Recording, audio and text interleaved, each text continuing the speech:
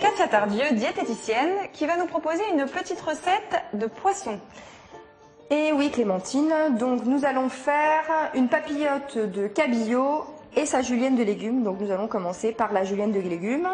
Des légumes variés, donc on aura notre portion de légumes cuits dans la journée, puisqu'on va avoir au moins 150 grammes par papillote.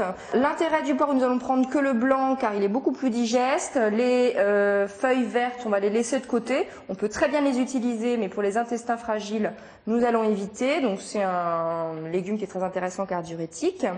Les carottes, elles, d'un point de vue du transit intestinal, c'est super.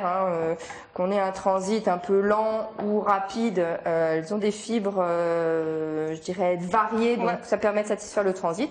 Et très riche en vitamine A, donc pour la peau et la vision, c'est fantastique. Le navet, quant à lui, affiche un apport énergétique très bas et il est riche en fibres. Il est donc parfaitement recommandé pour celles et ceux qui contrôlent leur ligne.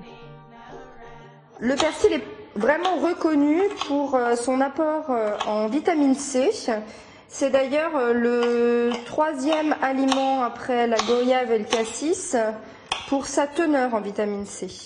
Et on finit donc par une goustaille que l'on hache finement. Voilà, avec une échalote. Donc ce sont des bulbes qui font partie des Aliacées, qui ont des propriétés nutritionnelles très intéressantes. D'une part, notamment pour l'ail, il a un effet très bénéfique sur le système cardiovasculaire. Il fait baisser le mauvais cholestérol d'ailleurs. Et il a des propriétés antitumorales. Donc il protège notre organisme du cancer. Donc voilà, là, l'intérêt, c'est qu'on peut le mettre vraiment partout dans notre cuisine. Donc nous avons 2 carrés d'aluminium sur lesquels nous allons mettre un petit peu de matière grasse. Voilà, donc ça va nous servir à faire les papillotes et on va badigeonner ces feuilles d'aluminium. Alors on pourrait très bien utiliser du papier sulfurisé. Là encore, ça permet d'en mettre moins qu'avec une bouteille classique. Voilà, ça permet d'uniformiser la matière grasse et d'en utiliser moins. Alors l'huile d'olive, parfois on croit qu'elle est meilleure pour la santé ou qu'elle est moins grasse. Alors l'huile d'olive, en fait, elle n'est pas moins grasse que les autres. Pas moins grasse que l'huile de tournesol, pas moins grasse que l'huile d'arachide. Elle est intéressante de par sa composition en acides gras monoinsaturés. Et je dirais, elle va très bien avec l'huile de tournesol. Elles ont des compositions qui sont complémentaires.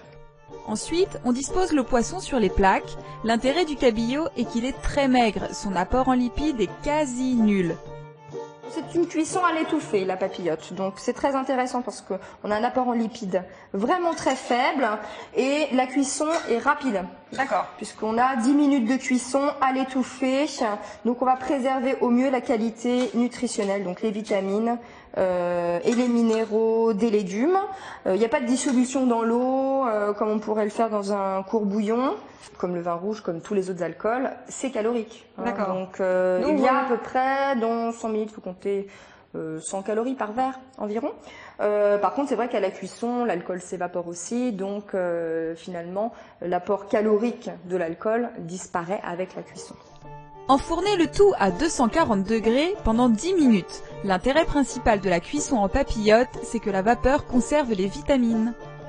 Eh bien c'est cuit, donc vous avez maintenant de beaux légumes cuits vapeur.